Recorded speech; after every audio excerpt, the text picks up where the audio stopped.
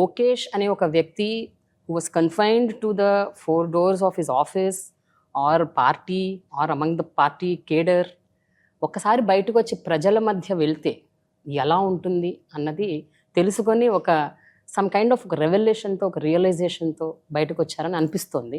What are the learnings? ప్రధానంగా ఏంటంటే ప్రజలు ఎదుర్కొంటున్న సమస్యలు నేరుగా తెలుసుకున్నారు.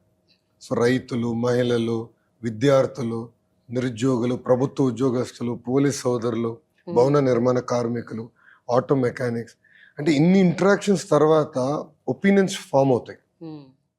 సో రేపు ఒక పాలసీ వచ్చిందనుకోండి, జనరల్గా మేము పాలసీ డ్రాఫ్ట్ చేసినప్పుడు పాజిటివ్ అవుట్కమ్స్ రాసుకుంటాం బిల్ పెట్టాలంటే, కానీ నెగిటివ్ గురించి ఎప్పుడు ఆలోచించాం. నేను ఇప్పుడు ఏంటంటే ఒక పాలసీ తీసుకొస్తే దానివల్ల ఎవరు ఇబ్బంది పడబోతున్నారు, దానికి ఏం చేయాలి, ఆ నెగిటివ్స్ని ఎట్లా ఓవర్కమ్ అవ్వాలని దానిపైన నా మైండ్ అంతా పనిచేస్తుంది. ఓకే. రెండోది, ఆంధ్ర రాష్ట్రం గురించి నాకు అప్పటికే అవగాహన ఉండే, కానీ నేరుగా నేను చూశాను.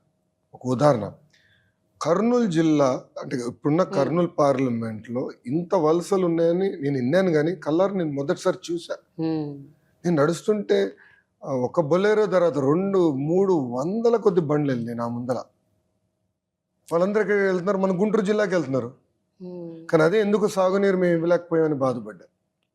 ఆలూరులో మహిళలు బిందెలు పట్టుకుని గంటల కొద్ది లైన్లో నుంచి నేను చూసాను.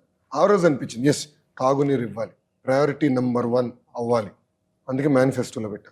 రైతులు ఎదుర్కొంటున్న ఇబ్బందులు తెలుసుకున్నా, నిరుద్యోగుల సమస్యలు తెలుసుకున్నా, ఇన్ఫ్రాస్ట్రక్చర్ లేదని తెలుసుకున్నా. సో అన్నిటి వల్ల కొన్ని ఒపీనియన్స్ నాకు ఫ్రేమ్ అయినాయి.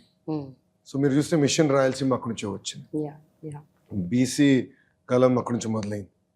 సో ఇట్లా వేరే సబ్జెక్ట్స్ మీద నాకు ఇప్పుడు ఒక స్ట్రాంగ్ ఒపీనియన్ అనేది పాదయాత్ర తర్వాత ఏర్పడింది.